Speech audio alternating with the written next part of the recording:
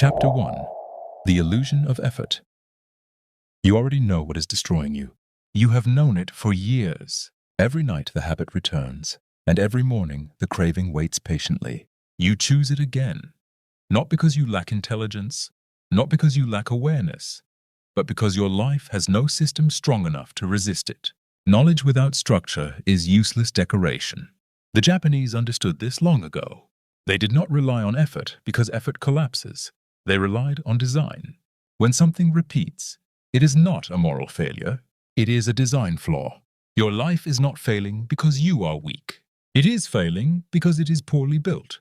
This dojo does not teach motivation. It teaches construction. Chapter 2. Structural Gravity. Every structure creates gravity. Chaos pulls behavior downward. Emptiness pulls toward indulgence. Silence without purpose pulls toward escape. You believe you choose your habits, but most of the time your environment chooses for you. The habit appears where conditions allow it. Late nights invite relapse.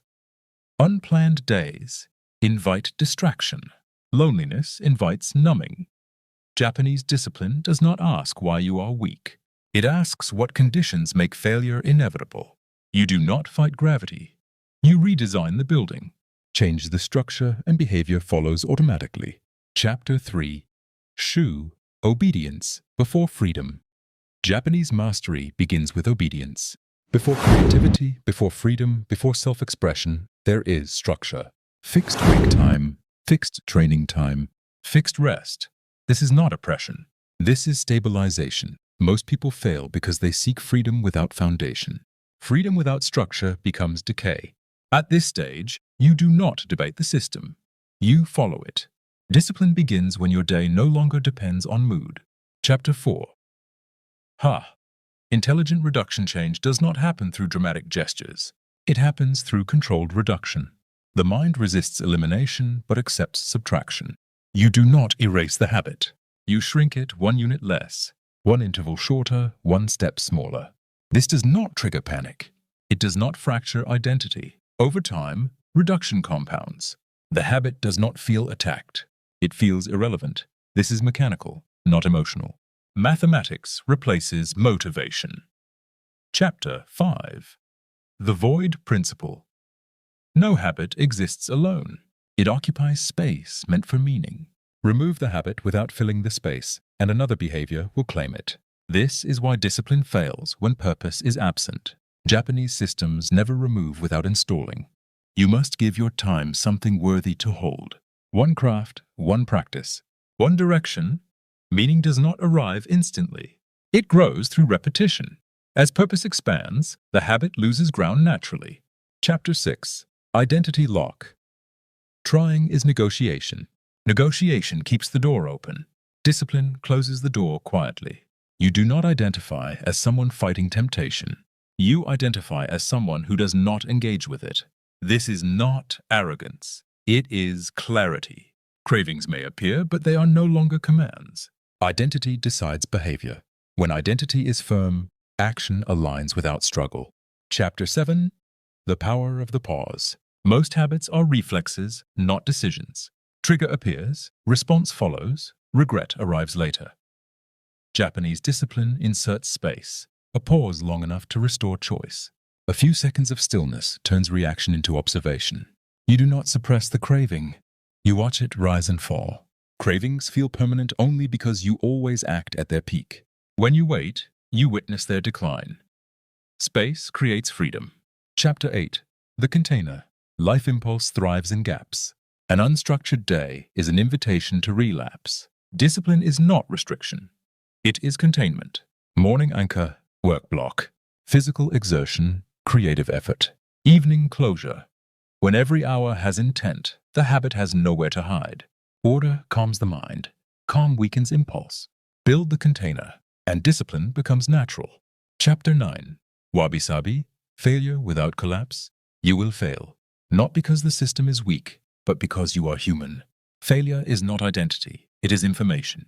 The disciplined man does not quit after a mistake. He studies it. What condition failed? What structure weakened? He repairs and returns immediately.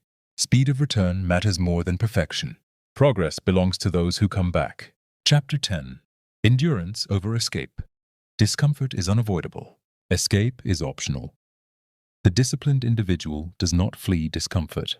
He outlasts it. Cravings are temporary sensations. Endurance is permanent capacity. When you sit with discomfort without reacting, you break the habit's authority. Each minute endured weakens its control. This is dignity under pressure. Chapter 11. The enemy is familiarity.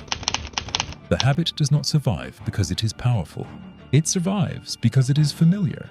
The mind trusts what it has repeated, even when it is destructive. Familiar pain feels safer than unfamiliar discipline. This is why people return to what hurts them, not out of desire, but out of recognition. The Japanese understood this danger deeply. They trained warriors to become comfortable with discomfort, so familiarity would no longer trap them. You must reverse what feels normal. Discipline must become familiar. The habit must become foreign. This does not happen overnight. It happens through repetition. Each day you choose the structured action, you weaken the emotional memory of the habit. Slowly, the craving begins to feel out of place, like a stranger entering a room it no longer owns. Chapter 12. Ritual over emotion. Emotion is unreliable. It rises and collapses without warning. The Japanese never built discipline on emotion. They built it on ritual. Ritual does not ask how you feel. It tells you what happens next. Morning rituals ground the mind before chaos enters. Evening rituals close the day before weakness appears. Ritual removes decision-making from vulnerable moments. When the habit usually strikes, the ritual intercepts it. Not with force, but with sequence. This is why monks bow the same way every time, and warriors clean their weapons daily. Ritual creates order where emotion would otherwise rule. You will design rituals not to feel disciplined, but to eliminate the need to feel anything at all. Chapter 13. The silent war of attention. Your habit feeds on attention. The more you think about it, the stronger it becomes. Fighting it loudly only keeps it alive. Japanese discipline fights silently. Attention is redirected, not wasted. When attention is occupied with meaningful effort, temptation weakens automatically. This is why disciplined individuals appear calm. Their mind is not battling desire. It is engaged elsewhere. Attention is a limited resource. Where you place it determines what grows. Starve the habit by feeding something better. Not occasionally, daily, consistently, quietly. Chapter 14. Removing choice. Freedom is dangerous in unstable systems. Too many choices invite impulse. The Japanese removed choice where discipline mattered most. Meals were simple. Clothing was minimal. Schedules were fixed. This was not poverty. It was strategy. When choice disappears, temptation loses its entry point. You do not debate whether to train. You train. You do not wonder when to sleep. You sleep. This is not loss of freedom. This is protection of focus. The modern mind is exhausted not from work, but from constant decision-making. Remove unnecessary choices. Preserve energy for what matters. Chapter 15. The weight of consistency. Intensity impresses. Consistency transforms. The disciplined path does not reward dramatic effort. It rewards daily return. Small actions repeated carry more weight than occasional extremes. The Japanese valued consistency so deeply that they measured mastery in years, not moments. You do not need perfect days. You need consecutive days. When consistency becomes your standard, progress becomes inevitable. The habit cannot compete with what you do every day. Chapter 16. Loneliness as a test. When discipline begins to work, loneliness often appears. Old distractions fall away. Old identities dissolve. Silence grows. Many mistake this silence for emptiness and return to the habit. This is a mistake. Silence is not absence. It is space. Space is where the new self forms. The Japanese did not fear solitude. They respected it. In solitude, noise loses authority. If loneliness appears, do not escape it. Sit with it. Let it shape you. This phase passes. Strength remains. Chapter 17. Pain as a teacher. Discomfort is not punishment. It is instruction. Every craving that arises teaches you something about your structure. Where you are tired, where you are bored, where meaning is thin. Japanese discipline treats pain as feedback, not as failure. Instead of reacting, you study it. What triggered this? What was missing? Each answer strengthens the system. Pain does not mean stop. Pain means adjust and continue. Chapter 18. The collapse of the old identity. There will come a moment when the habit feels incompatible with who you are becoming. It will not disappear dramatically. It will feel childish, heavy, outdated. This is the collapse of the old identity. Do not rush this moment. Let it arrive naturally. When identity shifts, behavior follows effortlessly. You do not feel proud. You feel aligned. This is the quiet victory discipline produces. Chapter 19. Discipline without audience. True discipline does not perform. It does not announce itself. It does not seek recognition. The Japanese believed discipline loses power when it seeks applause. You train whether anyone sees or not, especially when no one sees. This is where identity solidifies. When behavior continues without reward, it becomes who you are. External validation weakens discipline. Internal alignment strengthens it. Chapter 20. When resistance ends. There comes a phase where resistance disappears. Not because the habit has vanished completely, but because it no longer feels threatening. What once demanded effort now feels optional. The craving may still appear, but it carries no authority. You notice it the way you notice distant noise. This is not victory through force. This is resolution through familiarity. You have seen the craving rise and fall too many times to believe its lies. The system has worked quietly in the background, reshaping reflex into awareness. Chapter 21. The normalization of discipline. Discipline eventually stops feeling like discipline. It becomes normal. You no longer think of yourself as someone practicing control. You simply live within it. The structured day no longer feels restrictive. It feels necessary. Chaos now feels uncomfortable. This is the inversion most people never reach. They force discipline into a chaotic life and eventually break. You redesigned life itself. Now discipline is the default state, not an effortful choice. Chapter 22.